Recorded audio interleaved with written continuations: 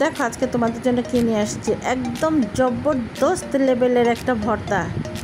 এটা ভর্তা নেড়ে ভাই, এটা অমৃত অমৃত, জাস্ট অমৃত। তোমরা একবার খাবা, এই ভর্তার প্রেমে পড়ে যাবা, আমি গ্যারান্টি দিচ্ছি। তো আসসালামু আলাইকুম, easy cook with Mim kitchen, আপনাদের সবাইকে স্বাগতম। আশা করি সবাই ভালো আছো। আলহামদুলিল্লাহ আমি বেশ ভালো আছি। আজকে আমি বানাবো একটা অন্য লেভেলের একটা ভর্তা, সেই টেস্ট।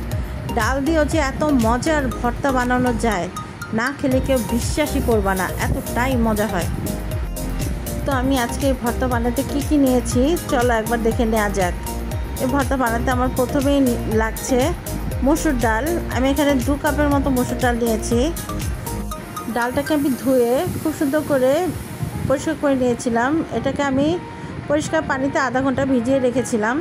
তারপর আমার লাগছে আরও 2টো ডিম, লাগছে রসুন, আদা কুচি, 2টো টমেটো আর ধনিয়া পাতা। এবার আমি চুলাতে একটা প্যান বসিয়ে দিয়েছি, এর মধ্যে ডালগুলো সুন্দর করে সিদ্ধ করতে দিয়ে দিয়েছি। এর মধ্যে আমি সামান্য পরিমাণ হলুদ আর লবণ দিয়ে দিয়েছি, আর পানিটাও পরিমাণ মতো দিয়েছি যেন ডালটা একদম মাখা মাখা হয়ে সিদ্ধ হয়ে যায়। একদম পানি শুকিয়ে সিদ্ধ করতে হবে। যখন ডালটা আধা সিদ্ধ হয়ে যাবে তখন আমি এর মধ্যে টমেটো কুচিটা দিয়ে দেবো, দিয়ে আবার ভালো করে সিদ্ধ করে দেব। এ দেখো ডালটা ভালো মোটামুটি সিদ্ধ হয়ে গেছে, পানিটা শুকিয়ে গেছে, টমেটোটাও গলে গেছে। এবার এটাকে সুন্দর করে একটু ভাজা ভাজা করে নিব, গায়ের পানিটা যেন একদম শুকিয়ে যায়। এবার আমি এটা এক সাইড করে রেখে এর মধ্যে কিছুটা তেল দিয়ে দিব। এবার ডিমগুলো ভেঙে এই তেলের মধ্যে দিয়ে দিব। এবার খুব সুন্দর করে ডিমগুলোকে আমি স্ক্রাম্বল করে নিব। এর মধ্যে আমি কিছুটা লবণও দিয়ে দিয়েছি যেন ডিমের মধ্যে লবণটা খুব ভালো করে মিশে যায়। এবার আমি ডিমগুলোকে খুব সুন্দর করে ভেজে নেব। ডিম আর ডালটা খুব ভালো করে মেশাবো, যখন খুব সুন্দর একটা ঘ্রাণ বের হবে। আর এই পর্যায়ে যে কী পরিমাণে একটা সুন্দর ঘ্রাণ বের হচ্ছিল, এখনই খুব ভালো লাগছিল। তারপর এগুলোকে আমি ভালো করে ভাজা ভাজা করে রেখে এক সাইডে রেখে দিব। এরপর চুলায় আরেকটি প্যান বসিয়ে দিয়ে এর মধ্যে কিছুটা তেল দিয়ে দিব, দিয়ে 4-5টি আমি শুকনো মরিচ দিয়ে দিব। এটাকে খুব সুন্দর করে ভেজে নিব। ঝালটা তোমাদের পছন্দ অনুযায়ী দিতে পারো, কারণ ভর্তার মধ্যে ঝাল একটু বেশি হলে বেশি ভালো লাগে। সবাই তো ঝাল বেশি পছন্দ করো না, এজন্য অল্প ঝালেও খেতে পারো। এরপর আমি দিয়ে দেবো রসুনগুলো আমি তেলের মধ্যে খুব সুন্দর করে ভেজে নেবো, একদম যেন নরম হয়ে যায়। এবার দিয়ে দেবো আদা কুচিটা দিয়েও খুব সুন্দর করে আমি এটা ভেজে নেব।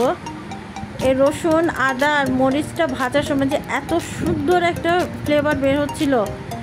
এবার আমি এগুলোকে তুলে রেখে এর মধ্যে আবার দিয়ে দেবো কিছুটা পেঁয়াজগুলো আমি খুব সুন্দর করে ভেজে নেব। খুব বেশি বাদামি করে ভাজবো না, মিডিয়াম ভাজা হলে আমি এটাকে তুলে ফেলবো।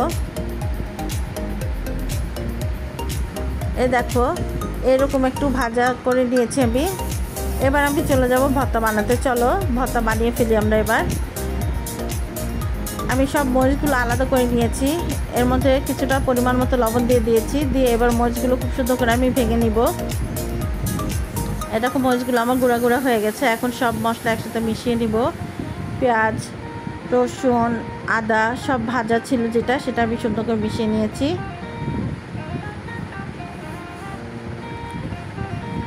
এটা খুব ভালো করে মিশানো হয়ে গেলে এর মধ্যে আমি দিয়ে দেবো ধনিয়া পাতা, দিয়ে আবার একটু মিশিয়ে নিব। এই সময়টাই তোমরা এই ভর্তাটাই এভাবে করেই মরিচের এই ভর্তাটা খেতে পারো। এটা খেতেও কিন্তু খুব দুর্দান্ত হয়, খুবই ভালো লাগে গরম ভাতের সাথে এটা খেতে। এই ভর্তাটা খেতেও খুব মজা হয়, তোমরা এভাবে খেতে পারো। কিন্তু আমার তো আর একটু কাজ আছে। এর মধ্যে আমরা ডাল আর ডিমের মিশ্রণটা দিয়ে দিব, দিয়ে এবার খুব ভালো করে এটাকে মাখবো আমরা। এটা খুব সুন্দর করে মেখে নিয়েছি। এবার দিয়ে দেবো সরিষার তেল দিয়ে আবার একটু ভালো করে মেখে দিব। ভর্তাটা খেতে যে কি পরিমাণ মজা হয়েছিল, তোমরা অবশ্যই একবার বাড়িতে বানিয়ে খাবা। আমি আশা করি এই ভর্তাটা তোমরা একবার বানালে ভর্তার প্রেমে পড়ে যাবা, জাস্ট প্রেমে পড়ে যাবা, এতটাই মজা হয়েছিল। দেখো আমার ভর্তা বানানো কমপ্লিট। দেখতে যতটা লোভনীয় লাগছে খেতেও কিন্তু দুর্দান্ত হয়েছিল। তোমরা অবশ্যই বাড়িতে ট্রাই করবা। যারা ভর্তা খেতে পছন্দ করো তারা অবশ্যই খাবা।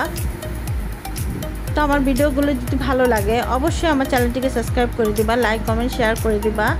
তো আজকের জন্য এই পর্যন্ত, আল্লাহ হাফেজ।